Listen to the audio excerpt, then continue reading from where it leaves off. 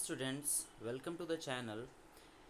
इस सेशन में, इस वीडियो में हम लोग जो झारखंड सरकार है उन्होंने जो मॉडल पेपर निकाला है उस मॉडल पेपर को हम लोग डील करने वाले हैं कि मॉडल पेपर में करेंगे क्या क्या। तो सबसे पहले देख लेते हैं कुछ कुछ जो जनरल इंस्ट्रक्शन है, सामान्य निर्देश है। तो केमिस्ट्री करेंगे हम लोग। 1 घंटा हमारे पास समय है, 1 घंटे के अंदर सारे कुछ करना है। तो मैं कुछ डिटेल में सब कुछ आपको समझाऊंगा कैसे कैसे क्वेश्चंस को बनाना है। तो सबसे पहले देख लेते हैं इसमें जनरल इंस्ट्रक्शन क्या क्या है। तो there are 40 question, total 40 question आपको सॉल्व करने हैं और सारे के सारे क्वेश्चन जो है कंपलसरी है। हर एक क्वेश्चन के लिए आपको 1 मार्क्स दिया जाएगा। 4 options are given for each question, choose the correct options. और यहाँ पे किसी तरह का कोई नेगेटिव मार्किंग नहीं है। इसका मतलब 4 ऑप्शन दिए रहेंगे, 4 ऑप्शन में कोई एक सही होगा, उसको आपको टिक करना है। तो बिना किसी देरी किए चलो शुरू करते हैं क्वेश्चन नंबर 1 से। तो क्वेश्चन नंबर 1 हमारे पास क्या है, what is the IUPAC name of CH3CH2CH2OH। यहाँ पे देखो ऊपर लिखा हुआ है, कुछ नीचे लिखा हुआ है, जैसे डरना नहीं है, हम लोग साइड में भी देख सकते हैं। CH3CH2CH2OH। सबसे पहले लिख लो CH3CH2CH2OH। Total number of carbon check करो तो 1 कार्बन है, 2 कार्बन है, 3 कार्बन है। तो 1 2 3, 3 कार्बन के लिए हम लोग यूज करते हैं प्रॉप। कार्बन कार्बन के बीच सिंगल बॉन्ड है इसलिए एन लगा दिया। और OH के लिए हम लोग सफिक्स, OH अल्कोहलिक ग्रुप है, इसके लिए सफिक्स हम लोग ओल यूज करते हैं, तो प्रोपेनोल। यहाँ पे ऑप्शन है propanol, C is the correct answer, C करेंगे हम लोग। नेक्स्ट क्वेश्चन हमारे पास है the most reactive hydrocarbon towards bromine. अब हाइड्रोकार्बन का रिएक्टिविटी के बारे में बात करेंगे तो रिएक्टिविटी सबसे ज़्यादा होता है अल्काइन का, उसके बाद होता है अल्कीन का, उसके बाद होता है आपका अल्केन का। क्योंकि यहाँ बेंजीन भी है तो बेंजीन क्या है, एक तरह से अल्कीन ही है जिसमें डबल बॉन्ड होता है। तो सबसे ज़्यादा देख रहे हो यहाँ पे ट्रिपल बॉन्ड। अब क्या क्यों ऐसा होता है तो समझो। अल्केन के पास क्या होता है, अल्केन के पास CH3 single bond CH3। Alkyne के बारे में बात करेंगे ना, CH2 double bond CH2। Alkyne का मतलब डबल बॉन्ड होता है। अल्काइन के बारे में बात करें तो अल्काइन में ट्रिपल बॉन्ड होता है, CH ट्रिपल बॉन्ड CH, ये ट्रिपल बॉन्ड होता है। अब जो ब्रोमीन होता है, यह ब्रोमीन एडिशन रिएक्शन को शो करता है। तो ब्रोमीन का अगर आप एडिशन रिएक्शन कर दोगे तो होगा क्या, यहाँ पे Br2 वाटर के साथ हम लोग रिएक्ट कराते हैं, ये बनेगा 2 ब्रोमीन जो है, एक ब्रोमीन इस कार्बन पे जुड़ जाएगा, एक ब्रोमीन इस कार्बन पे जुड़ जाएगा और ये बीच वाला बॉन्ड जो है वो टूट जाएगा। तो बन जाएगा CH Br double bond CH Br। और इन कंपैरिजन में, तीनों कंपैरिजन में, इथीन, इथाइन और इथेन, तीनों कंपैरिजन में सबसे ज़्यादा इसके साथ रिएक्ट करेगा, इथाइन के साथ रिएक्ट करेगा। बेंजीन तो एडिशन रिएक्शन करते नहीं। यहाँ Br2 देखो, दोनों का दोनों जुड़ रहा है, तो एक ट्रिपल बॉन्ड में से एक बॉन्ड टूट करके 2 सिंगल बॉन्ड, 2 नए बॉन्ड बन रहे हैं। मतलब एक पाई बॉन्ड का टूटना और 2 सिग्मा बॉन्ड का बनना, इसको एडिशन रिएक्शन बोलते हैं। तो एडिशन रिएक्शन सबसे ज़्यादा अच्छे से दिखाता है इथाइन। तो यहाँ पे हमारा जो करेक्ट ऑप्शन हो जाएगा वो करेक्ट ऑप्शन हो जाएगा बी, इथाइन। नेक्स्ट आते हैं the molarity of solution containing 5 moles of solute in 2 litre of solution. तो सबसे पहले जानते हैं कि मोलारिटी का फॉर्मूला क्या होता है। तो मोलारिटी का फॉर्मूला हमारे पास है number of moles of solute divided by volume of solution, volume of solution. और ये जो वॉल्यूम होता है इन लीटर लेते हैं, लीटर में लेते हैं। तो हम लोग के पास क्लियरली यहाँ पे वॉल्यूम कितना दे रखा है, यहाँ से देख सकते हैं the molarity of solution containing 5 moles. तो नंबर ऑफ मोल्स कितना दे रखा है हमारे पास, 5 मोल दे रखा है। वॉल्यूम 2 लीटर दे रखा है, V इक्वल्स टू 2 लीटर में दिया हुआ है तो कोई दिक्कत नहीं है, डायरेक्ट हम लोग निकाल लेते हैं। मोलारिटी क्या हो जाएगा, molarity is equals to N/V, यानी कि 5/2, 5 मोल डिवाइडेड बाई 2 लीटर। इसको सॉल्व करोगे तो 2.5 आएगा आंसर। कितना हो जाएगा, 2.5 मोल पर लीटर हो जाएगा। और ये मोल पर लीटर के जगह पे आप m लिख सकते हो। तो आंसर हो जाएगा हमारे पास 2.5 m।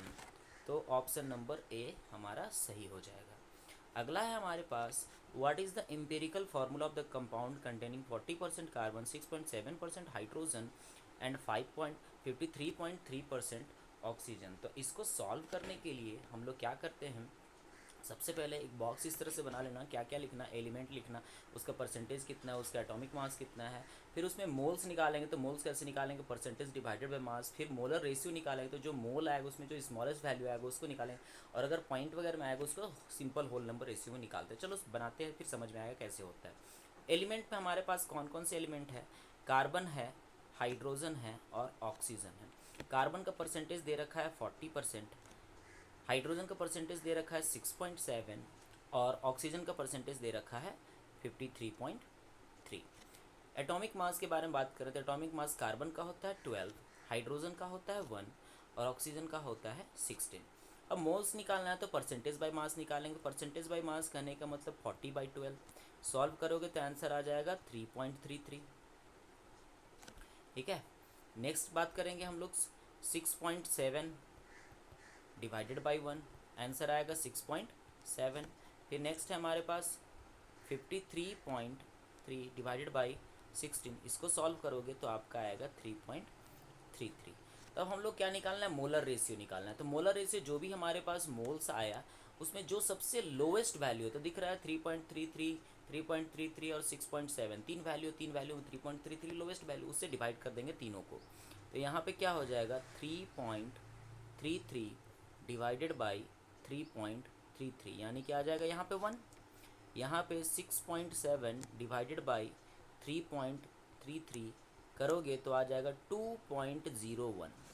फिर हमारे पास तीसरा 3.33 डिवाइडेड बाई 3.33, आंसर आ जाएगा 1। सिंपलेस्ट होल नंबर रेशियो में तो 1:1 हो जाएगा हमारे पास। ठीक है, तो कार्बन कितना हो गया 1, लिखने की ज़रूरत नहीं है, या कार्बन रेशियो पहले लिख लो, carbon is to hydrogen is to oxygen का रेशियो लिख लो। तो कार्बन 1 है, हाइड्रोजन 2 है और ऑक्सीजन 1 है, तो फार्मूला हो जाएगा CH2O। ये हो जाएगा हमारे पास फार्मूला। अब देखो ऑप्शन ए आपका बिल्कुल सही बैठ रहा है CH2O, तो यही हो जाएगा हमारा सही फार्मूला। फिर अगला है हमारे पास क्वेश्चन कि the total number of orbitals in a cell with n equals to 3। तो इसको जानने, ये क्वांटम नंबर से क्वेश्चन, इसको जानने के लिए कुछ कुछ इंपॉर्टेंट फार्मूलाज जो इंपॉर्टेंट नोट्स है उसको याद कर लो। नंबर ऑफ सबसेल, अब सबसेल क्या होता है इन अ सेल, सबसेल क्या होता है तो PSPDF, ये सारे के सारे सबसेल होते हैं।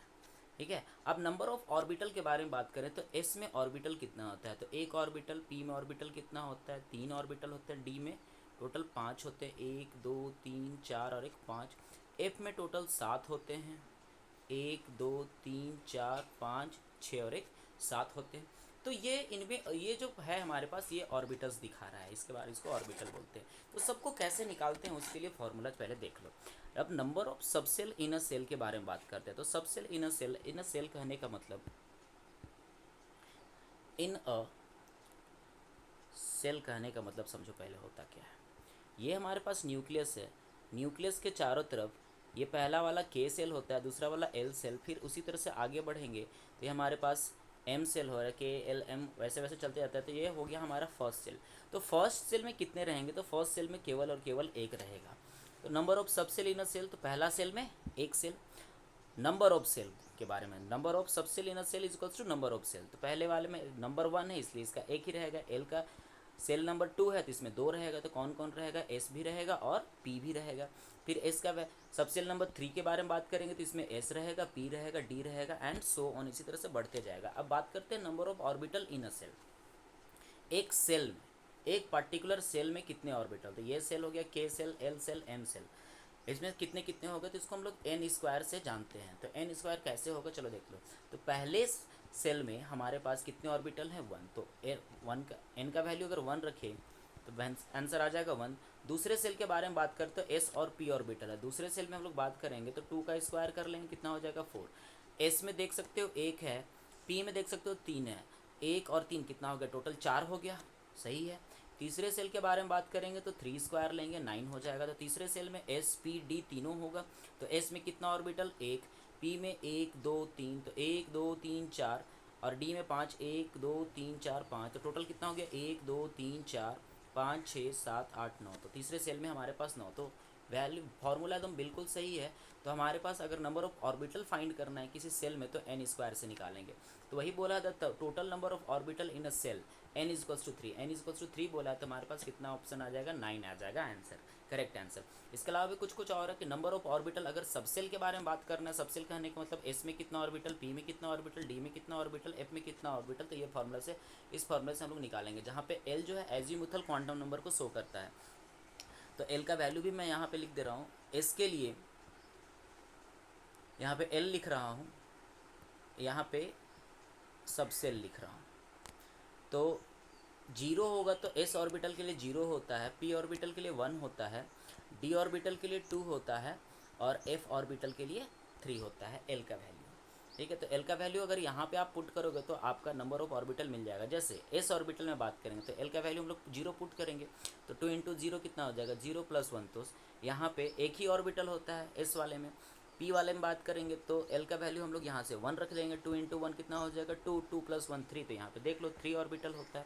तो इसी तरह से आगे बढ़ते जाएंगे। बात कर लेते हैं कि नंबर ऑफ इलेक्ट्रॉन्स के बारे में। एक ऑर्बिटल में, एक पर्टिकुलर ऑर्बिटल है हमारे पास, इसमें 2 इलेक्ट्रॉन मैक्सिमम रख सकते हैं, ठीक है ना। अब number of electron in subshell, तो सबसेल में सबसे पहले देख लेंगे ऑर्बिटल कितना। तो सबसेल में ऑर्बिटल हमारे पास 2l + 1 होता है। सबसेल में ऑर्बिटल हमारे पास है 2l + 1। अब इसको 2 से मल्टीप्लाई कर देंगे तो नंबर ऑफ इलेक्ट्रॉन निकल जाएगा। उसी तरह से number of orbital in a shell n square होता है, तो number of electron in a shell कितना हो जाएगा, इसी चीज़ को हम लोग 2 से मल्टीप्लाई कर देंगे तो हमारे पास आंसर आ जाएगा। आगे बढ़ते हैं। Next, the bond angle of NH3, ammonia के बारे में बातें करते हैं। देखो अमोनिया जो है एक्चुअली ज्योमेट्री इसका टेट्राहेड्रल होता है, हाइड्रोजन कुछ इस तरह से यहाँ एम्बेडेड होते हैं।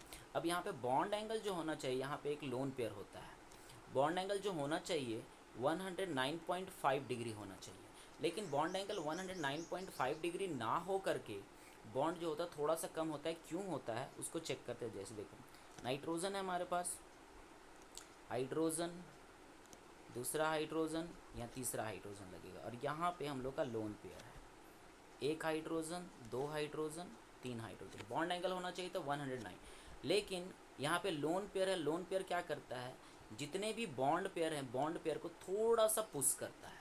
इसको बोलते हैं lone pair bond pair repulsion बोलते हैं। लोन पेयर बॉन्ड पेयर को क्या कर रहा है, रिपेल कर रहा है, दूर भगा रहा है। तो दूर भगाता है तो ये क्या होते हैं, एक दूसरे के थोड़े थोड़े क्लोज आ जाते हैं। तो 109.5 ना हो करके घट करके 107 डिग्री हो जाता है। तो यहाँ पे आंसर हो जाएगा आपका 107 डिग्री। तो ये याद करने वाली बातें, इसको याद कर लेना है थोड़ा सा। नेक्स्ट है हमारे पास the heat release when 1 mole of water is formed in a combustion reaction. तो 1 मोल ऑफ वाटर, ये 1 मोल बन रहा है, तो 1 मोल बनाने के लिए हम लोग हाइड्रोजन लिए, हाफ O2 लिए, तो 1 मोल वाटर बनाने के लिए याद रखना यहाँ पे जो डेल्टा H होता है, डेल्टा H का वैल्यू आपका, चूँकि बोल रहा है कि यहाँ पे रिलीज़ हो रहा है, डेल्टा H का वैल्यू होता है 285 किलो जूल पर मोल, ये भी याद रखने वाली बात है। अब बोल रहा है क्या यहाँ पे कि हीट इज़ रिलीज, तो अगर कभी सिस्टम से रिलीज होता है, देखो रिलीज और एब्जॉर्ब दो चीज़ें होती हैं, एक होता है एक्सोथर्मिक, एक होता है एक्सोथर्मिक। एक्सोथर्मिक में क्या होता है, रिलीज होता है।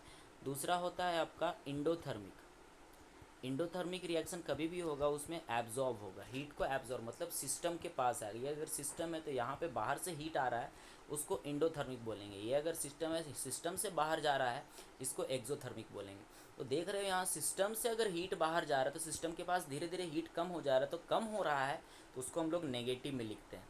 और बाहर से अगर हीट सिस्टम के अंदर आ रहा है, मतलब सिस्टम का हीट धीरे धीरे क्या होते जा रहा है, बढ़ते जा रहा है, उसको हम लोग पॉजिटिव में लिखेंगे। पॉजिटिव कहने का मतलब यहाँ पे आ रहा है, नेगेटिव कहने का मतलब यहाँ से जा रहा है। तो यहाँ पे हम लोग का वैल्यू आ जाएगा -285 किलो जूल पर मोल। तो बी ऑप्शन हमारा करेक्ट हो जाएगा। नेक्स्ट हम लोग बात करते हैं the conjugate acid of HCO3-।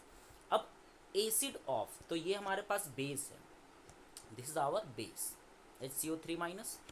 इसका एसिड बनाना है तो एसिड बनाने के लिए क्या कर दो, इस पे H+ ऐड कर दो। कभी भी एसिड बनाना है बेस से तो उसमें H+ ऐड करो, और एसिड से बेस बनाना है तो उसमें से H+ निकाल लो। कंजुगेट एसिड और बेस का फंडा यही है, ये इक्विलिब्रियम चैप्टर से आया है आपका। तो क्या बन जाएगा, H एक और H जुड़ा तो H2 हो जाएगा और CO3 हो जाएगा, माइनस और प्लस चार्ज न्यूट्रलाइज हो जाएगा, तो हमारे पास ऑप्शन H2CO3 जिसको कार्बोनिक एसिड बोलते हैं। और ये कार्बोनिक एसिड आपका एरिएटेड ड्रिंक्स यानी कि कोला वगैरह में भी आपको मिलता है देखने को। अगला है हमारे पास what is the oxidation state of iron. तो आयरन का ऑक्सीडेशन स्टेट आप एक्स मेथड से निकाल सकते हो। तो चूंकि हम लोग को आयरन निकालना है तो टोटल देखेंगे आयरन कितना है, तो 2 है। आयरन के लिए हम लोगों ने कितना ले लिया है, एक्स ले लिया है, तो हम लोग बोल देंगे 2 इंटू एक्स। मान के चलो कि ऑक्सीडेशन नंबर आयरन का एक्स है। प्लस में ऑक्सीजन टोटल कितना है, 3 है। एक ऑक्सीजन पे कितना चार्ज होता है, ऑक्सीडेशन नंबर कितना होता है, तो -2 होता है।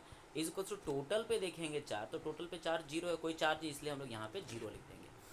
चलो निकालते हैं, 2 इंटू एक्स हो जाएगा 2x, प्लस माइनस माइनस कर देंगे, 3 2 जा -6 हो जाएगा यहाँ पे, इज इक्वल्स टू 0। 2x -6 को उधर ले जाएंगे तो +6 हो जाएगा, फिर x is equals to 6/2, cut करोगे तो क्या आ जाएगा हमारे पास, 3 2 3 जा 6, तो +3 हमारा करेक्ट ऑप्शन यहाँ पे हो जाएगा। आगे बात करते हैं, which of the following is the functional group of aldehyde. तो अल्डेहाइड के बारे में बात, देखो ये जो OH है ये एक्चुअली अल्कोहल ग्रुप है, ठीक है, याद रखना OH जहाँ भी लगेगा वो अल्कोहल ग्रुप है। इसके लिए सफिक्स हम लोग OL लगाते हैं। CHO जो है ये आपका अल्डेहाइड ग्रुप है, this is our aldehyde group, इसके लिए जो सफिक्स है वो CHO लगाते हैं। ये कार्बोक्सिलिक एसिड है, नेमिंग में फंक्शनल ग्रुप तो CHO होता है, नेमिंग के लिए यहाँ पे हम लोग AL लगाते हैं। ये है हमारे पास कार्बोक्सिलिक एसिड, और कार्बोक्सिलिक एसिड के लिए जो सफिक्स है उसको हम लोग ओइक एसिड लगाते हैं। ये थोड़ा थोड़ा कुछ बातें मैं एक्स्ट्रा बताते रहा हूँ, इसको याद रखना। ये है हमारे पास अमीन, ये अमीन ग्रुप है। और कुछ कुछ है, जैसे कभी कभी रहेगा RCOOR, तो इस तरह का रहेगा, इसके ये हमारे पास एस्टर है, ठीक है। फिर अगला है हमारे पास ROR, ये हमारे पास ईथर है। सफिक्स के बारे में बात करें तो यहाँ पे अल्कोक्सी अल्कानोएट लगाते हैं, अल्कोक्सी अल्कानोएट लगता है। और ईथर के लिए हो जाता है डाईथाइल ईथर, या पे मिथाइल इथाइल ईथर, मतलब अल्काइल ईथर करते हैं इसमें। या फिर आप इसको अल्कोक्सी अल्केन बोल सकते हो, जहाँ पे अल्क जो है नंबर ऑफ कार्बन के बारे में डिनोट करता है। बातें हैं यहाँ पे, विच of the following show resonance. अब रेजोनेंस के बारे में बात कर रहे हैं, तो रेजोनेंस का मतलब होता है कि पाई इलेक्ट्रॉन का मूवमेंट। तो अगर डिफाइन करना चाहो तो द मूवमेंट ऑफ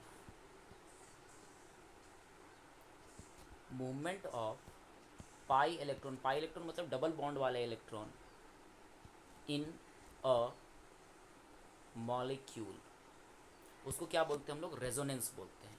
अब रेजोनेंस पाई इलेक्ट्रॉन होगा, यहाँ पे पाई इलेक्ट्रॉन कहने का मतलब डबल बॉन्ड होने वाला है। तो डबल का क्या क्या क्राइटेरिया है, उस क्राइटेरिया को भी थोड़ा थोड़ा देख लो आप। जैसे देखो, जब भी पास होगा तो पाई सिग्मा पाई होने वाला है।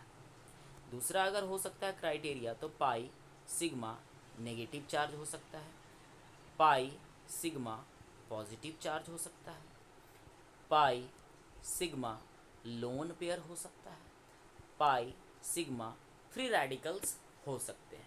तो ये कुछ कुछ क्राइटेरिया है, अगर ऐसा क्राइटेरिया आपको दिखे तो समझ जाना कि वहाँ पे रेजोनेंस दिखने वाला है। तो चलो बना लेते हैं, सबसे पहले सारे को बना लेते हैं कि सारे के स्ट्रक्चर देखते हैं क्या क्या होता है। सबसे पहले बात करेंगे हम लोग बेंजीन के बारे में। तो बेंजीन का स्ट्रक्चर कुछ इस तरह से दिखता है, यहाँ double bond single bond double bond single bond double bond, तो क्लियरली दिख रहा है ये पाई है, ये सिग्मा है, ये पाई है। तो पाई सिग्मा पाई पूरा जाना नहीं है, बस एक ही जगह चेक कर लो, और पूरा का पूरा सेट में है तो इसको कंजुगेट सिस्टम बोलते हैं, वो अलग चीज़ है। तो पाई सिग्मा तो है, यहाँ पे क्या हो रहा है, पाई सिग्मा पाई, ये वाला पहले वाला क्राइटेरिया पे ये बैठ रहा है, मतलब यही आपका आंसर हो जाएगा, दूसरे क्यों नहीं होगा उसके बारे में भी चलो देख लेते हैं।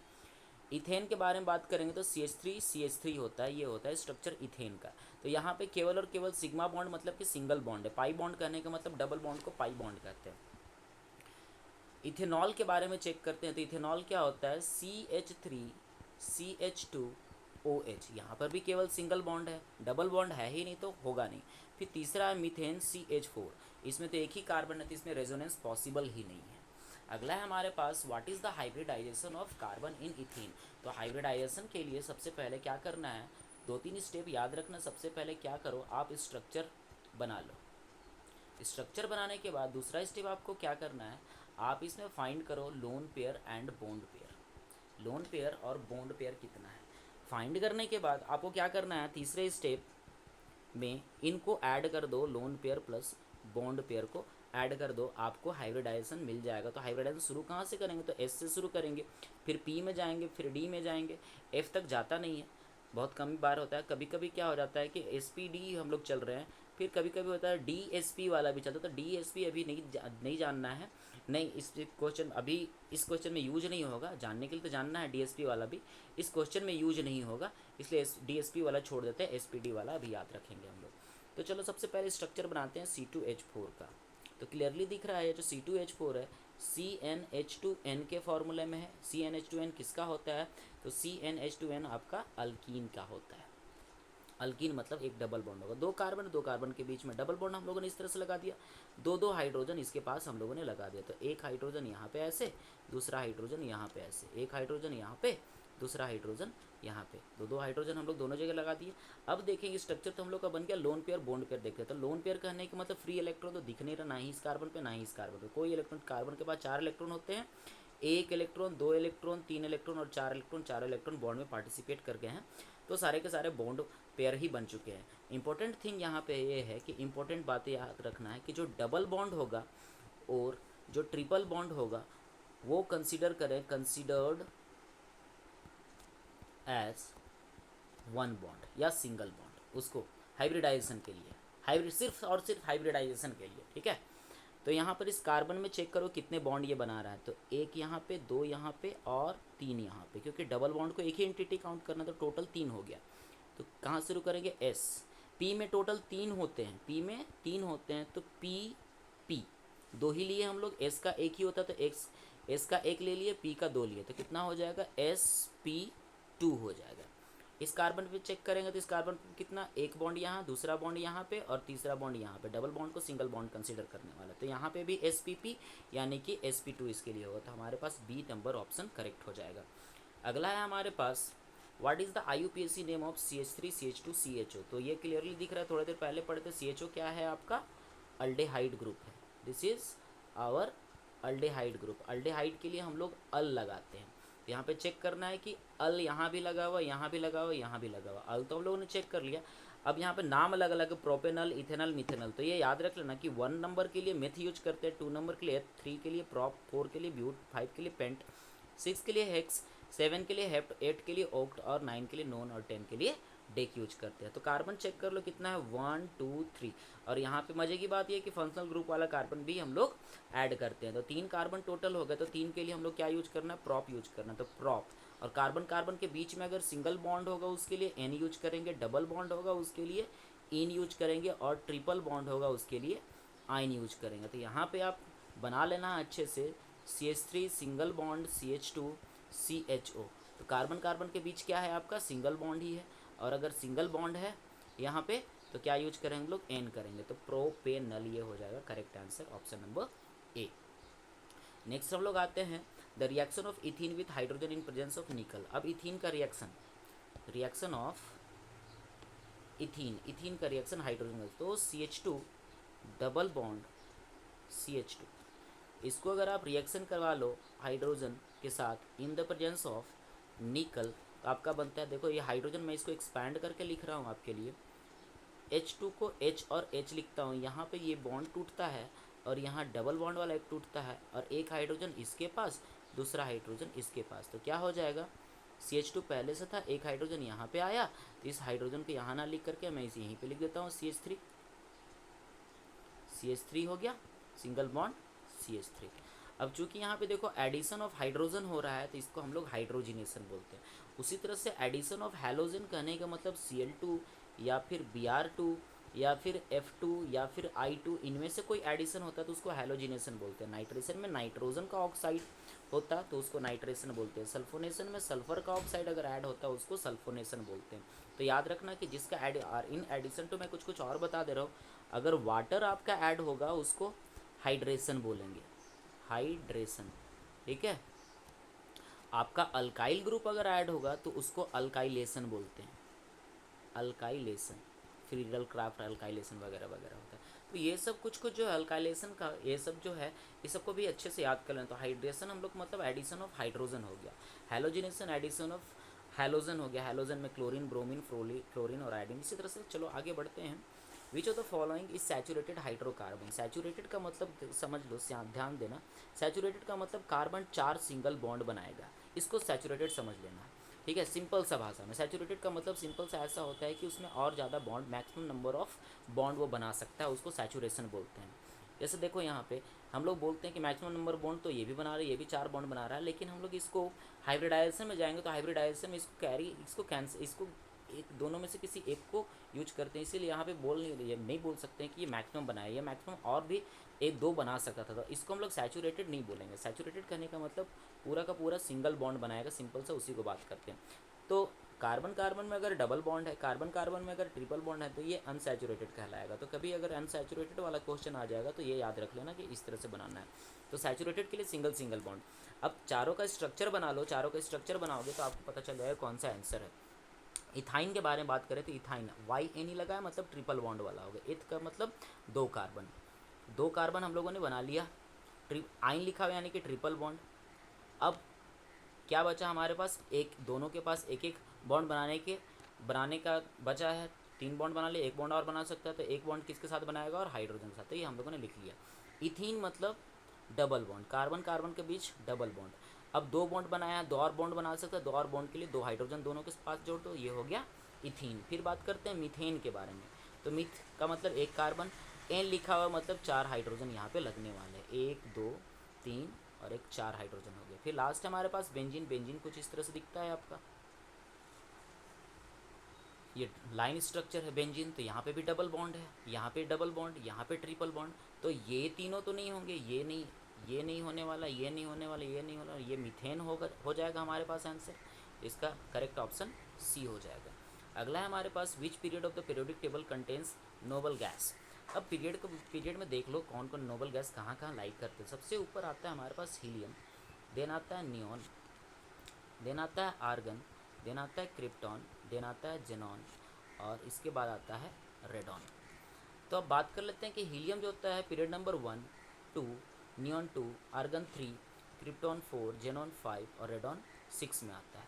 तो यहाँ पे देख लो हीलियम जो है नंबर 1 पे आ रहा है तो ये करेक्ट है, नियॉन 2 पे आ रहा है ये भी करेक्ट आ रहा है हमारे पास, पीरियड नंबर 3 पे आर्गन। तो क्लियरली तीनों का तीनों ऑप्शन, तो ऑल ऑफ दीज ऑप्शन भी यहाँ पे हमारे पास है, तो ऑल ऑफ दीज हमारा करेक्ट आंसर हो जाएगा। अगला आते हैं हमारे पास which of the following has the highest bond dissociation energy. अब बॉन्ड डिसोसिएशन एनर्जी को सबसे पहले समझो कि होता क्या है। तो बॉन्ड डिसोसिएशन एनर्जी कहने का मतलब energy required to break the bond, break the bond मतलब बॉन्ड तोड़ने के लिए जो ऊर्जा चाहिए होती है उसको बॉन्ड डिसोसिएशन एनर्जी बोलते हैं। अब ध्यान से देखना, अगर सिंगल बॉन्ड तोड़ना है तो इसमें कुछ ना कुछ एनर्जी लगेगा, लेकिन सिंगल बॉन्ड के बाद अगर डबल बॉन्ड हो जाएगा तो इसमें ज़्यादा एनर्जी लगेगा, और अगर ट्रिपल बॉन्ड होगा तो इसमें और ज़्यादा एनर्जी लगने वाला है।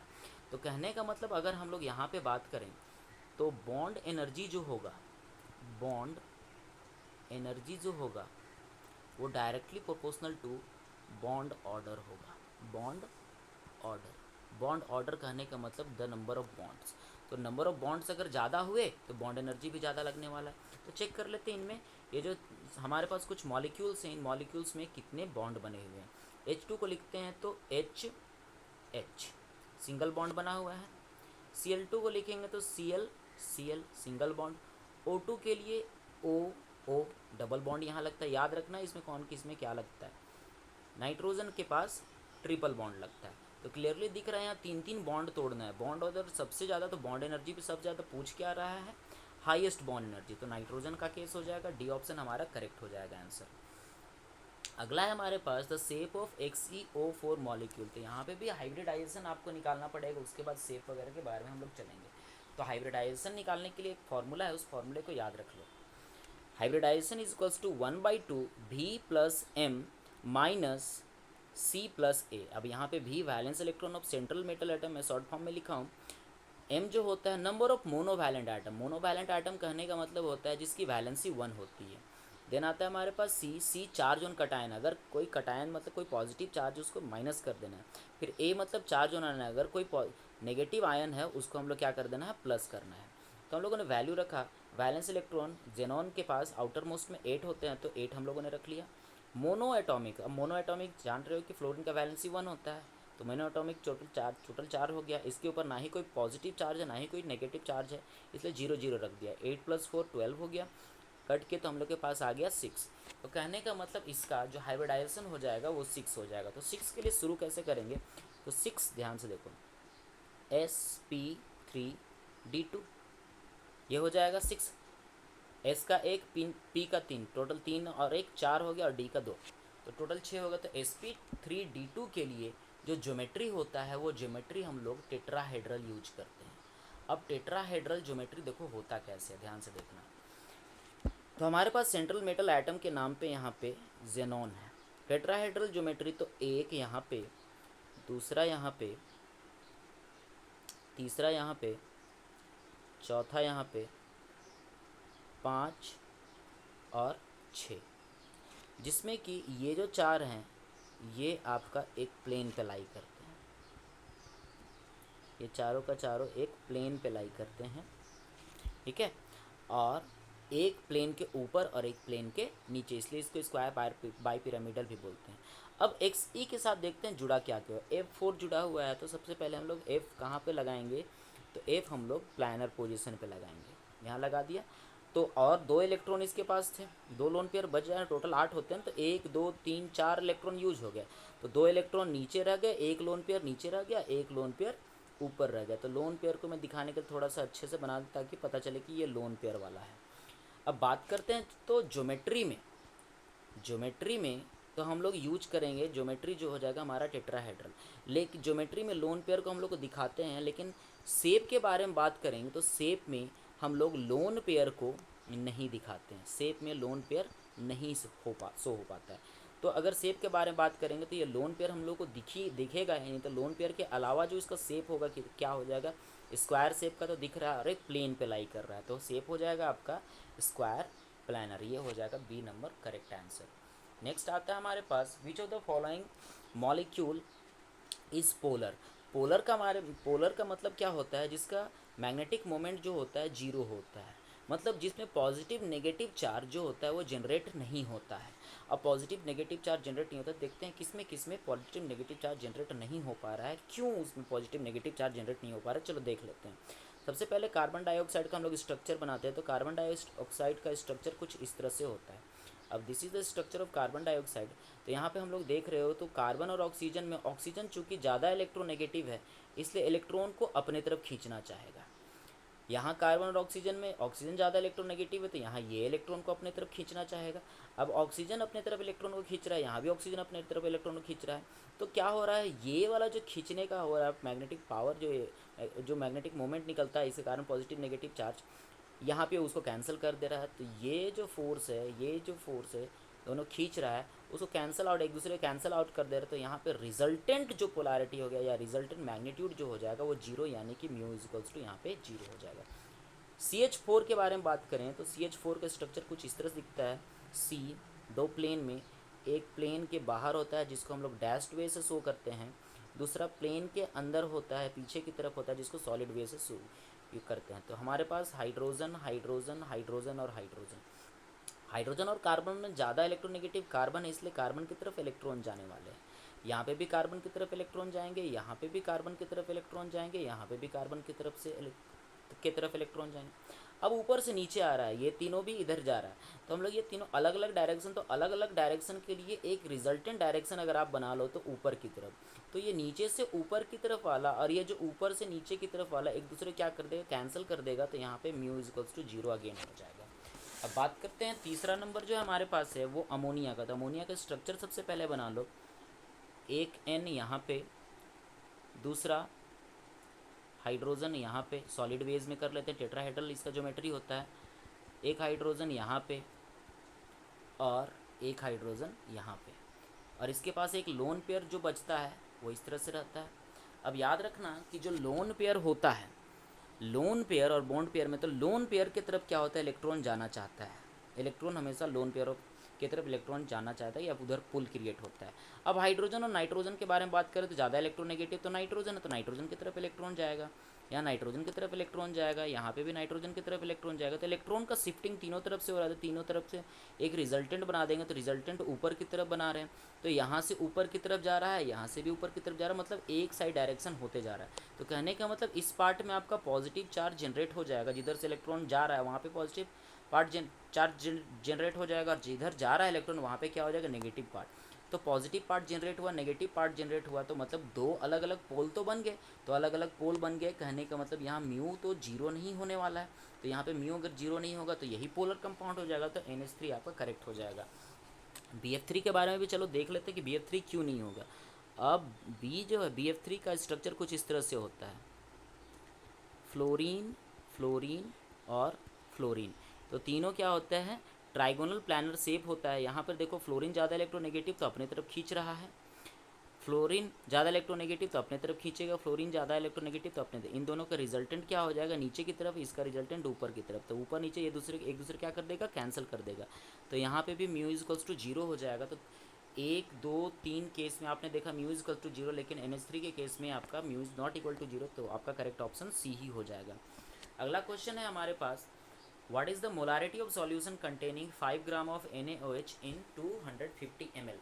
तो याद रखना कि मोलारिटी का फॉर्मूला अभी थोड़ी देर पहले हम लोगों ने देखा था, क्या होता है हमारे पास मोलारिटी का formula, molarity is equals to number of moles of solute divided by volume in litre होता है। और अगर इसी को आप number of moles of solute divided by volume in millilitre अगर आप यूज कर लोगे, मिलीलीटर में अगर लेना चाहोगे तो ऊपर में 1000 से मल्टीप्लाई करना पड़ेगा। अब नंबर ऑफ मोल्स क्या होता है, तो नंबर ऑफ मोल्स जो होता है गिवन मास या फिर mass of solute, mass of solute divided by molar mass of solute, molar mass of solute होता है। इसको शॉर्ट फॉर्म में आप लिख सकते हो, मास ऑफ सॉल्यूट को W भी लिख दो, मोलर मास को M भी लिख दो। तो यहाँ पे N का वैल्यू अगर मैं यहाँ पे पुट करूँ तो इसके जगह क्या लिख सकता हूँ, WB बाई MB, ऊपर में हमारे पास मल्टीप्लाई होगा, एक सेकेंड, WB बाई MB, ऊपर में मल्टीप्लाई होगा 1000 से, और नीचे मल्टीप्लाई हो जाएगा वॉल्यूम से, और वॉल्यूम किस में, मिलीलीटर में, इन मिलीलीटर। तो क्लियर दिख रहा है हमारे पास क्या क्या दिया हुआ है। तो 5 ग्राम ऑफ NaOH दे रखा है, मतलब मास ऑफ सॉल्यूट दे रखा है, WB हमारे पास 5 ग्राम दे रखा है, NaOH दे रखा है, तो NaOH का हम लोग मोलर मास निकाल लेंगे। मोलर मास कैसे निकालते हैं, तो जितने भी एटम्स दिए हैं उनके मास को आपको ऐड कर लेना है, मोलर या मोलर मास उनका ऐड कर लेना। तो सोडियम का मोलर मास कितना होता है 23, इसमें कितना सोडियम है, एक है, 23 इंटू 1, प्लस में ऑक्सीजन का कितना होता है 16 इंटू 1, प्लस में हाइड्रोजन का कितना होता है 1 इंटू 1, ऐड करो 23 प्लस 16 प्लस 1, ऐड करने पे आ जाएगा 40, तो 40 क्या ग्राम हो जाएगा। तो MB मिल गया आपको, WB मिल गया आपको, V भी दिए रखा है, V कितना है हमारे पास 250 ml, 250 ml, सारा का वैल्यू यहाँ पे पुट कर देते हैं तो आपको आंसर मिल जाएगा। WB कितना आया हमारे पास 5 ग्राम डिवाइडेड बाई MB कितना आया है हमारे पास, तो MB का वैल्यू आ गया हमारे पास 40 ग्राम, ऊपर में 1000, नीचे पे 250 ml, कैंसल कैंसल, ठीक है। तो ml में तो इसको लीटर में कन्वर्ट करने 1000 से डिवाइड कर दिए हैं, 25 चौका 100, 4 दही 40, 5 दूना 10, तो हो गया हमारे पास 1/2। इसको आप कर सकते हैं 0.5 मोल पर लीटर, और ये मोल पर लीटर को आप लिख सकते हो M, 0.5 M, तो यहाँ पे करेक्ट ऑप्शन हो जाएगा आपका C।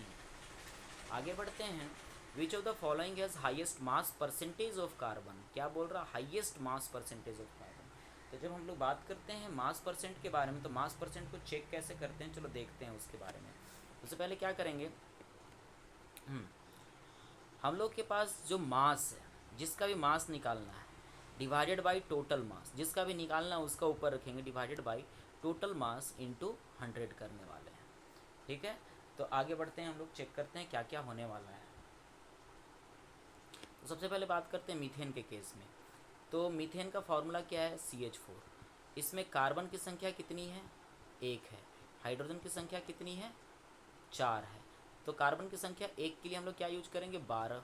हाइड्रोजन 4, तो 12/4 कितना हो जाएगा, 16। तो टोटल हमारा 16 हो गया, और कार्बन कितना हो जाएगा हमारे पास, 12। तो इसको सॉल्व कैसे करेंगे, देखो ध्यान से।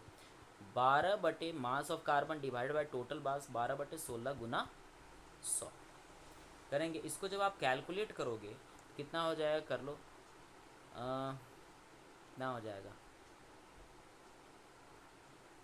8 2 8 कर लो, 50 बार में कर लो, ठीक है। फिर 2 चौके 25 बार में कर लो, कर लिया हम लोगों ने। ऐड करो, 4 1 4, 4 तिया 12, 25 तिया 75। तो यहाँ पे आ जाएगा हमारे पास 75%। इसके बाद हम लोग आगे बढ़ते हैं। दूसरा हमारे पास है C2H6। तो इसमें कार्बन कितना है, 2 है। कार्बन 2 मतलब 12 दूना 24 हो जाएगा। डायरेक्ट मैं बनाता हूँ। हाइड्रोजन कितना है हमारे पास, 6। तो हाइड्रोजन 6 का 6 हो जाएगा। तो कहने का मतलब कितना हो जाएगा, 24/6। 24/6 + 24 कितना हो जाएगा, 30 होगा ना, यहाँ पे 30 हो जाएगा गुने 100। इसको जब आप सॉल्व करोगे तो इसका आंसर आ जाएगा, ये कट कर लो, कट कर लिए, ठीक है। कितना, 3 3 3 9 3.33। तो 24, तो ये आपका लगभग हो जाएगा 80% के आसपास होना चाहिए इसका। कैलकुलेटर को कर लेते हैं।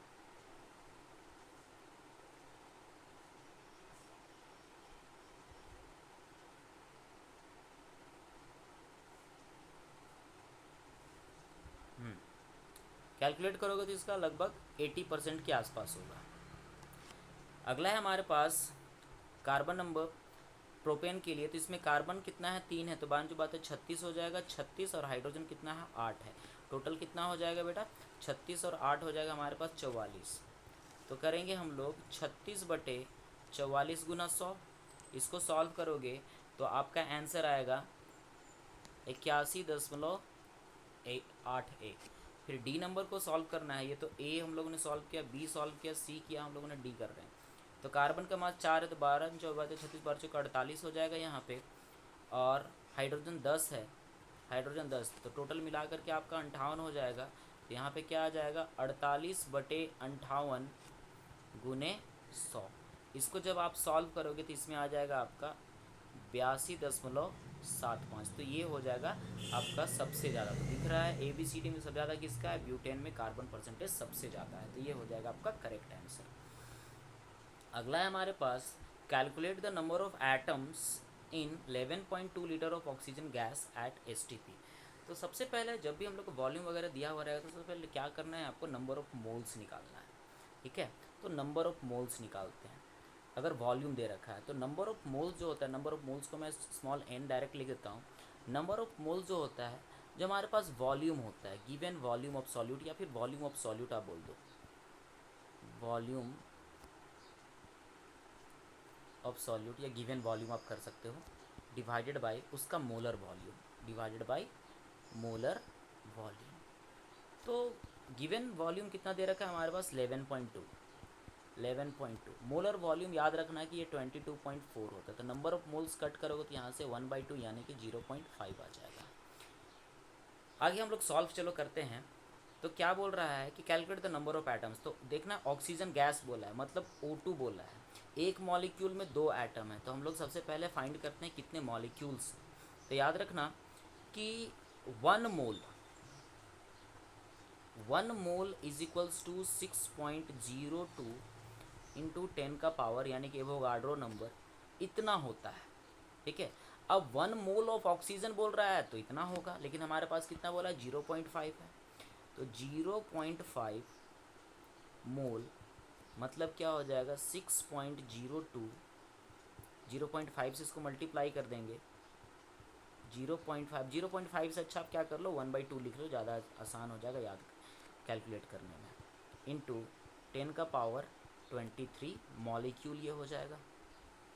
क्योंकि ऑक्सीजन गैस, तो गैस का मॉलिक्यूल कट करो यहाँ पे तो कितना हो जाएगा, 2 3 जा 6, 2 0 जा और 2 1 जा 3.01। तो यहाँ पे आ जाएगा हमारे पास 3.01 इंटू 10 का पावर 23 मॉलिक्यूल। अब यहाँ पे क्या है, लिखना क्या है, सिंस 1 एटम, तो 1 एटम नहीं 1 मॉलिक्यूल करो, since 1 molecule is equals to 2 atom. तो हमारे पास टोटल कितने मॉलिक्यूल से, इतना मॉलिक्यूल है, देयरफॉर 3.01 इंटू 10 का power 23 molecule is equals to,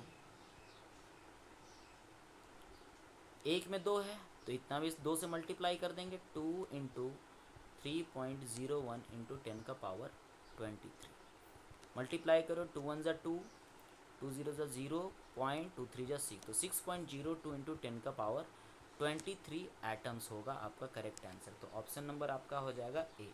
यहाँ पे जो आंसर बुकलेट दिया है उसमें थोड़ा किसी आंसर में गलत है। अब बात करते हैं कि विच क्वांटम 25 में which quantum number determines the shape of the orbital. तो शेप जो मैं सारे का इंपॉर्टेंट लिख दे रहा हूँ, ध्यान से देखना।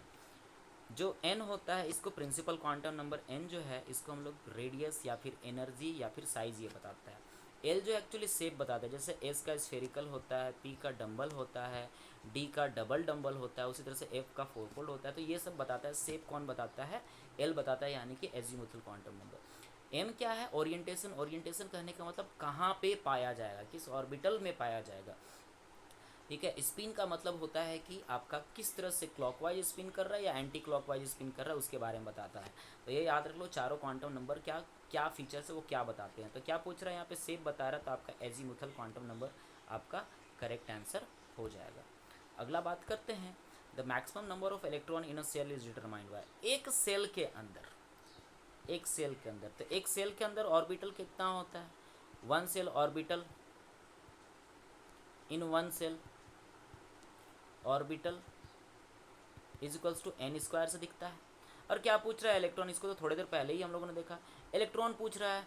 तो एक ऑर्बिटल में 2 होता है तो इसको 2 से मल्टीप्लाई कर देंगे, तो इलेक्ट्रॉन इन 1 सेल, तो electron in 1 shell 2n square हो जाएगा। तो यहाँ पे हमारा करेक्ट आंसर क्या हो जाएगा, बी हो जाएगा। इस क्वेश्चन को हम लोग पहले भी देखा है, सारा का सारा मैंने वहाँ लिखा है, आप पीछे जाओगे तो आपको मिल जाएगा। अगला है हमारे पास, what is the de Broglie wavelength. ये इंपॉर्टेंट है और ये थोड़ा सा आपका न्यूमेरिकल वाला है, तो इसको अच्छे से देख लेना। De Broglie wavelength of electron, तो हम लोग डी ब्रोगली वेवलेंथ का फॉर्मूला होता है आपका lambda is equals to h by m v, जहाँ पे एच जो है प्लैंक्स कांस्टेंट है, एम जो है मास है, भी जो है वेलोसिटी है। सभी चीज़ का वैल्यू आपका यहाँ पे दे रखा है, तो वैल्यू केवल पुट कर लेना है। Lambda is equals to h का वैल्यू कितना है, 6.63 इंटू 10 का पावर -34 डिवाइडेड बाई, मास कितना दे रखा है, 9.1 इंटू 10 का पावर -31 kg, और स्पीड कितना दे रखा है हमारे पास, 10⁻⁷। इन दोनों को पहले सॉल्व करो, इसको ऊपर में हम लोग लिख लेंगे। तो सॉल्व करने पे देखो क्या आएगा हमारे पास, 6.3 डिवाइड बाई 9.1 को अगर आप सॉल्व करोगे तो आपके पास आंसर आ जाएगा 0.728। अब जितना भी 10 का पावर उसको एक जगह लिख लो, कैसे कैसे लिखेंगे चलो देख लेते हैं। इंटू 10 का पावर -34 है, लिख लिया हम लोगों ने। 10 का पावर -31 है, तो इसको ऊपर अगर ले जाओगे तो माइनस का प्लस हो जाएगा, तो मल्टीप्लाइड बाई 10 का पावर 31, प्लस लिखें चाहे नहीं लिखे कोई दिक्कत नहीं है। और यहाँ पे 10 का पावर प्लस में है तो ऊपर जाकर के माइनस में हो जाएगा, 10 का पावर -7। तो इस तरह से सॉल्व करना आसान तुरंत हो जाएगा। 0.728 इंटू, अब बेस सेम है तो सब सारे पावर्स को ऐड कर देते हैं हम लोग, बेस सेम होने पे सारे पावर को हम लोग ऐड करते हैं। तो चलो बेस सेम है तो हमारे 10 लिख दिया, -34 + 31 -7, इन तीनों को सॉल्व करो कितना आता है हमारे पास, तो 0.728 -34 + 31 -3 -3 -7 -10 हो जाएगा, इंटू 10 का पावर -10। अब ये सिग्निफिकेंट फिगर बनाने के लिए इस दशमलव को एक राइट साइड लेकर के जाना हो जाएगा, तो क्या हो जाएगा 7.28, और यहाँ पे माइनस में एक और वैल्यू बढ़ जाएगा, -11 हो जाएगा। तो इसको अगर आप राउंड ऑफ करोगे तो हो जाएगा आपका 7.3 इंटू 10⁻⁻11। ठीक है, अब -11 क्या, तो ये आपका आंसर आएगा मीटर में आएगा, तो लैम्डा इज इक्वल्स टू इतना मीटर। तो ये ऑप्शन है हमारे पास, बिल्कुल है, ऑप्शन नंबर ए आपका करेक्ट आंसर हो जाएगा। आगे बात करते हैं, अगला क्वेश्चन है हमारे पास, the element with atomic number 34 belongs to which block of the periodic table. तो देखो इसको, इसके लिए भी कुछ ट्रिक है, तो मैं छोटा सा ट्रिक आपको दे रहा हूँ। जैसे मान के चलो अगर एटॉमिक नंबर 60 से ज़्यादा हुआ ना, तो इसमें आप क्या कर लेना, -32 कर लेना। और एटॉमिक नंबर अगर 30 और 60 के बीच में हुआ, मतलब 60 से छोटा और 30 से बड़ा यहाँ पे हुआ, तो जो भी होगा उसको -18 कर लेना। ठीक है, और इसके बाद 1 से 30 तक तो आपको पता ही होना चाहिए, 1 से 30 आपको पता होना चाहिए, 1:2:2 1 से 30 तक एटॉमिक नंबर जो जनरल है उसको पता होना चाहिए। तो मैं वो at last of the video मैं वो ऐड कर दूंगा, यहाँ पे देख लेना आप। तो यहाँ पे क्लियरली दिख रहा है 34 कहने के बाद 30-60 के बीच में है, तो 34 को माइनस करो, 34 - 18 करना पड़ेगा यहाँ पे, तो 14 - 8 कितना हो जाएगा, 6, 2 - 1 16, 16 मतलब कितना, किसका हो जाएगा, सल्फर का। तो सल्फर के लिए आप क्या लिख लो, एटॉमिक इलेक्ट्रॉनिक कन्फिग्रेशन लिख लो, 1s2 2s2 2p6 10 हो गए, 3s2 12 3p4 16 होगा। तो लास्ट किस में जा रहा है, पी में जा रहा है, तो 3p हो जाएगा। अगर 16 के लिए 3p4 है तो 34 के लिए 4p4 होगा। तो लास्ट किस में जा रहा है, पी में जा रहा है, तो यहाँ पे हमारा ऑप्शन बी करेक्ट हो जाएगा, पी ब्लॉक एलिमेंट है। अगला है हमारे पास, which of the following is the highest electron affinity. Electron affinity का मतलब समझो होता क्या है। जैसे हमारे पास ये न्यूक्लियस है, ये आउटर ऑर्बिट है, तो बाहर से कोई एक इलेक्ट्रॉन को अंदर लाने की जो क्षमता होती है, अंदर जब लेकर के आते हैं, अंदर लाने की जो क्षमता होती है, ठीक है, आने का जो एनर्जी रिलीज़ होती है, बाहर से एक इलेक्ट्रॉन लेकर के आए, उस इलेक्ट्रॉन को लाने के बाद जो एनर्जी रिलीज़ हुई, उसको electron affinity, electron gain enthalpy हम लोग बोलते हैं। लाने के बाद, इलेक्ट्रॉन लाने के बाद एनर्जी रिलीज़ होना है यहाँ पे, ठीक है, आइसोलेटेड गैसियस एटम में। तो बात करते हैं जिसका इलेक्ट्रोनेगेटिविटी, कहने का मतलब जिसमें इलेक्ट्रॉन खींचने की सबसे ज़्यादा ताकत है, उसका इलेक्ट्रॉन एफिनिटी भी बहुत ज़्यादा होना चाहिए। इलेक्ट्रॉन एफिनिटी मतलब बाहर से इलेक्ट्रॉन को ला करके फिट करना है। तो अब जैसे देखो ध्यान से, अगर आप पीरियड में लेफ़्ट टू राइट अगर बढ़ते हो, पीरियड में लेफ़्ट टू राइट बढ़ते हो, तो इलेक्ट्रॉन एफिनिटी जो है वो भी बढ़ेगा, क्योंकि न्यूक्लियर चार्ज बढ़ता है। अगर ऊपर से नीचे आओगे तो इलेक्ट्रॉन एफिनिटी जो है वो घटेगा। इन लोग को लिख लेते हैं क्या क्या होता है, देखो ध्यान से। तो सबसे पहले फ्लोरीन के बाद नीचे क्लोरीन आता है, उसी ग्रुप में लाई करता है। ऑक्सीजन के बाद नीचे सल्फर आता है, सेम ग्रुप में लाई करता है। तो ऑक्सीजन के बाद फ्लोरीन आ रहा है, मतलब ऑक्सीजन से ज़्यादा इलेक्ट्रोनेगेटिव तो फ्लोरीन है। तो इलेक्ट्रोनेगेटिव ज़्यादा है, मतलब कि आपका इलेक्ट्रॉन इंथैल्पी गेन, इंथैल्पी भी इसी का ज़्यादा होना चाहिए। दूसरी बात है सल्फर, तो ये दोनों से ज़्यादा तो ये दोनों का होगा, क्लियरली दिख रहा है। लेकिन यहाँ पे दिक्कत यह है कि अब इन दोनों में से ज़्यादा क्या ऊपर से नीचे घट रहा है, ये घट रहा है, तो कहने का मतलब क्लोरीन का कम होगा, फ्लोरीन का सब ज़्यादा होगा। तो फ्लोरीन का सब ज़्यादा होना चाहिए, लेकिन ऐसा होता नहीं है, फ्लोरीन का कम होता है इन कंपेरिजन टू क्लोरीन। क्यों कम होता है वो देख लो। क्लोरीन से कम होता है फ्लोरीन का, क्योंकि फ्लोरीन का साइज छोटा होता है। अब ये जो साइज छोटा है, बाहर से इलेक्ट्रॉन अगर आएगा भी, आ भी गया, तो इनके बीच में इतने इलेक्ट्रॉन हो जाएंगे, इस छोटे सी जगह में इतने इलेक्ट्रॉन हो जाएंगे कि आपस में इलेक्ट्रॉन का रिपल्सन होगा, जिसके कारण इलेक्ट्रॉन यहाँ पे स्टेबल नहीं हो पाएगा। लेकिन क्लोरीन के पास जो होता है वो जगह काफ़ी होता है, तीसरे ऑर्बिट में लाई करता है, तो जगह काफ़ी होता है। तो बाहर से इलेक्ट्रॉन आ रहा है तो आराम से उसको रहने के लिए जगह भी होता है और एनर्जी आराम से रिलीज कर जाता है। तो इन दोनों के कंपेरिजन में क्लोरीन का सबसे ज़्यादा होता है, इन चारों में क्लोरीन का सबसे ज़्यादा हो गया इलेक्ट्रॉन एफिनिटी। तो हमारे पास ऑप्शन क्या हो जाएगा, बी हो जाएगा। इलेक्ट्रॉन नेगेटिविटी और एफिनिटी अलग अलग चीज़ है बेटा। देन हमारे पास है the ionization enthalpy of nitrogen is greater than the oxygen because, क्यों नाइट्रोजन का इलेक्ट्रॉन आयनाइजेशन इंथैल्पी ज़्यादा है। तो सबसे पहले बात करते हैं व्हाट इज आयनाइजेशन इंथैल्पी। जैसे इलेक्ट्रॉन गेन इंथैल्पी हुआ ना, जस्ट इसका अपोजिट होता है आयनाइजेशन इंथैल्पी। हमारे पास न्यूक्लियस है, यहाँ पे इलेक्ट्रॉन है, इस इलेक्ट्रॉन को यहाँ से बाहर निकालना है, तो इस इलेक्ट्रॉन को बाहर निकालने के लिए जो एनर्जी देना पड़ेगा, उस एनर्जी को आयनाइजेशन इंथैल्पी बोलते हैं हम लोग। तो अब ऑक्सीजन से ग्रेटर क्यों होता है, तो ध्यान देना, देख जैसे जैसे लेफ्ट टू राइट बढ़ेंगे ना, जैसे जैसे लेफ्ट टू राइट बढ़ेंगे, तो वैसे वैसे आयनाइजेशन इंथैल्पी या फिर आयनाइजेशन एनर्जी जो है ये भी बढ़ता है। ऊपर से नीचे अगर जाओगे ग्रुप में, तो आयनाइजेशन एनर्जी, आयनाइजेशन इंथैल्पी वो घटता है। तो देख लेते हैं, नाइट्रोजन के बाद आपका ऑक्सीजन आता है। नाइट्रोजन का एटॉमिक नंबर 7 होता है, ऑक्सीजन का एटॉमिक नंबर 8 होता है। तो लेफ़्ट टू राइट जा रहे हैं, इसका आयनाइजेशन एनर्जी जो होगा इसका ज़्यादा होना चाहिए इन कंपेरिजन टू 7।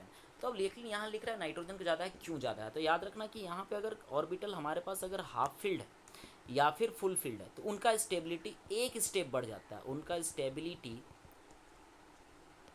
एक स्टेप बढ़ जाता है, हाफ फील्ड और full filled in comparison to normal वाले।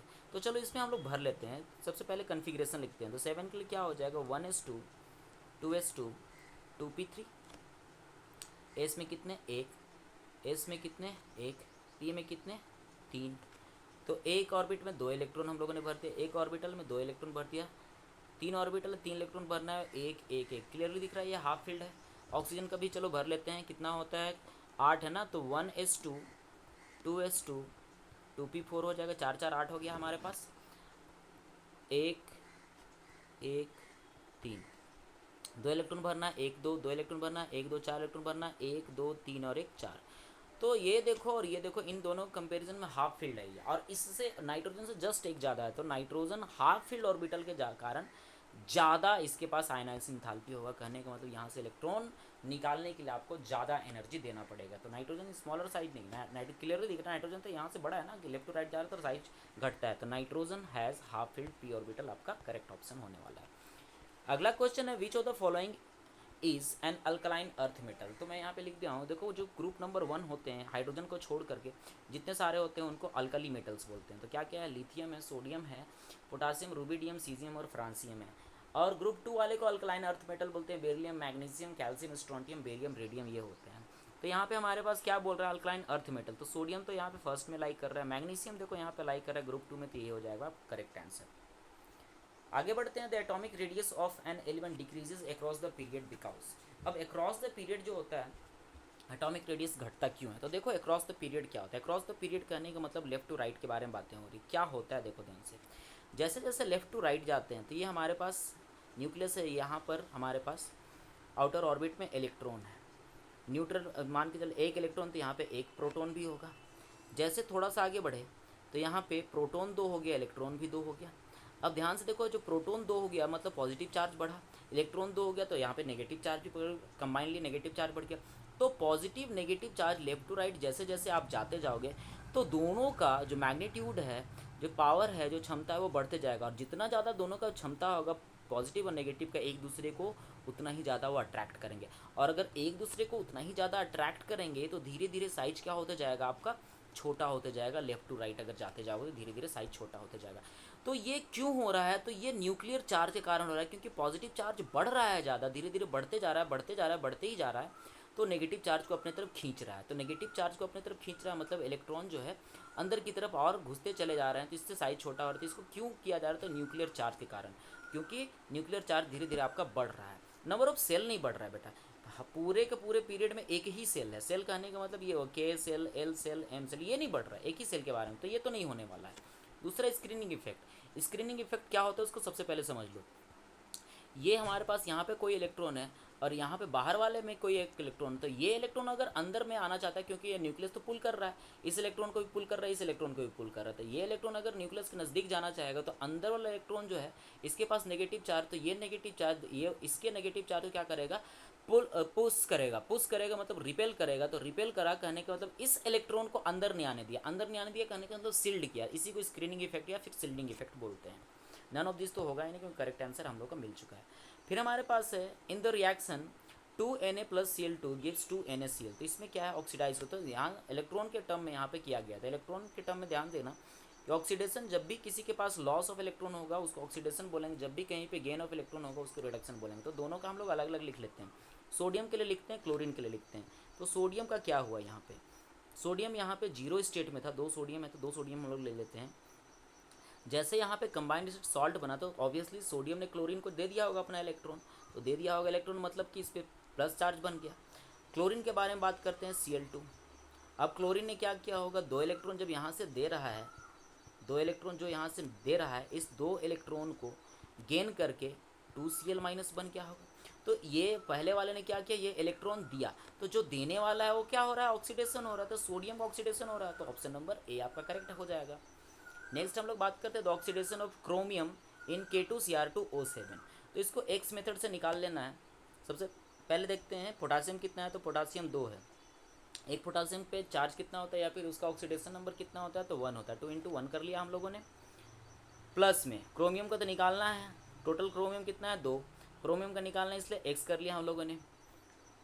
ऑक्सीजन 7 है, ऑक्सीजन पे कितना होता है, तो -2 होता है। टोटल पे चार्ज हमारा 0 हो जाएगा। सॉल्व करो यहाँ पे 2 + 2x, इसको करेंगे तो प्लस माइनस माइनस हो जाएगा। यहाँ पे 7 दूना 14, -14 = 0। 2x -14 + 2 -12 = 2। 2x = माइनस उधर गया प्लस में, x = 12/2 कट करोगे तो 6 हो जाएगा। तो x का वैल्यू कितना आ जाएगा 6, तो +6 आपका करेक्ट ऑप्शन हो जाएगा। अगले बात करते हैं the change in enthalpy of an exothermic. तो अभी भी कुछ देर पहले भी मैंने बात किया था, जब भी एक्सोथर्मिक होता है, एक्सोथर्मिक होता है तो एक्सोथर्मिक कहने का मतलब रिलीज ऑफ एनर्जी। अगर एनर्जी रिलीज हो रहा है तो सिस्टम, अगर मैं हूँ तो मेरे से एनर्जी रिलीज हो रहा है, अगर मेरे से एनर्जी रिलीज हो रहा है तो मैं तो घट जाऊंगा ना, मेरे पास पैसे कम हो जाएंगे।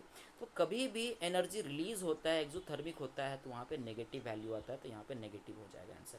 वहीं पे अगर एंडोथर्मिक होता, अगर आपका इंडोथर्मिक होता तो बाहर से एनर्जी आपको मिलता, तो बाहर पहले आपके पास कुछ पैसे थे, बाहर से और आपके पास पैसे आ रहे हैं, पहले आपके पास कुछ एनर्जी, बाहर से और एनर्जी आ रहा है, तो आप और बढ़ जाओगे। तो यहाँ पे पॉजिटिव, तो इंडोथर्मिक में पॉजिटिव होना है और एक्सोथर्मिक में नेगेटिव होना, ये याद रखना। फिर बात करते हैं which law of thermodynamics defines entropy. तो मैंने सारे लॉज यहाँ पे लिख दिया है, आप एक एक करके देख लो। जैसे ये 0th लॉ है हमारे पास, if two system A and B are separately in thermal equilibrium with third system C, then they are also in equilibrium with each other. अगर A = B है, B = C है, तो A = C होगा। यही ये first, sorry 0th, A = C होगा। उसी तरह से आगे बढ़ते हैं। फर्स्ट लॉ ऑफ थर्मोडायनेमिक्स क्या बोलता है कि energy can not be created और destroyed, only converted from one form to another form. मतलब यहाँ पे law of conservation of energy के बारे में बातें हो रही है। सेकेंड लॉ क्या बोलता है, the entropy of an isolated system. Isolated कहने का मतलब जिसको अकेला रख दिया गया, कोरोना के टाइम पे आया था ना आइसोलेशन में रखना, वही isolated system. Tends to increase over time, धीरे धीरे क्या होता है, इंक्रीज होता है। क्या इंक्रीज होता है, एंट्रोपी इंक्रीज होता है। एंट्रोपी का मतलब होता है यहाँ पर रैंडमनेस। क्या होता है, रैंडमनेस। रैंडमनेस कहने का मतलब छितिर बितिर होना, दूर भागना, एक दूसरे से फैलना, सीधा सा बात करते हैं। तो जैसे जैसे आपका इंट्रोपी बढ़ता है या फिर बोलते हैं आइसोलेटेड, तो रैंडमनेस बढ़ता है यहाँ पे। जैसे टेम्परेचर भी बढ़ा होगा तो रैंडमनेस बढ़ेगा। तो यहाँ पे इंट्रोपी टर्म किससे रिलेटेड है, सेकेंड लॉ से। तो यहाँ पे सेकेंड लॉ हम लोग करेक्ट कर देंगे। थर्ड लॉ भी देख लो, होता क्या है कि अगर हमारे पास एब्सोल्यूट 0 टेम्परेचर हो जाएगा, मतलब 0 केल्विन हो जाएगा, वैसे पे आपका इंट्रोपी किसी क्रिस्टलाइन सॉलिड का भी 0 हो जाएगा। मतलब उसमें किसी भी तरह का कोई भी रैंडमनेस नहीं होगा, वो किसी भी तरह से कोई मोशन को शो नहीं करेगा। अगला हमारे पास 13 number, the equilibrium constant of A reaction is 10। अगर इक्विलिब्रियम कांस्टेंट हमारा रिएक्शन 10 हो गया, what will happen if the concentration of product is increase. तो देख लो, मैंने यहाँ पे तीनों केस के लिए आपको लिख दिया है। देखो, Q होता है एक इक्विलिब्रियम कोशेंट होता है, और K जो है इक्विलिब्रियम कांस्टेंट होता है। तो K अगर कांस्टेंट है Q के बराबर, तो जो आपका रिएक्शन है वो किधर भी नहीं जाएगा। इक्विलिब्रियम स्टेट में ना ही रिएक्शन फॉरवर्ड होगा, ना ही रिएक्शन बैकवर्ड होगा। ध्यान से सुनना, अगर Q ज़्यादा हो गया, Q ज़्यादा हो गया कहने का मतलब concentration, then products are present in large amount. Products are present in मतलब कि concentration of product is in large amount as compare to reactant. Reactant का कंपैरिजन में प्रोडक्ट का जो अमाउंट है वो लार्ज हो जाएगा। वैसे केस में आपका बैकवर्ड रिएक्शन होने वाला है।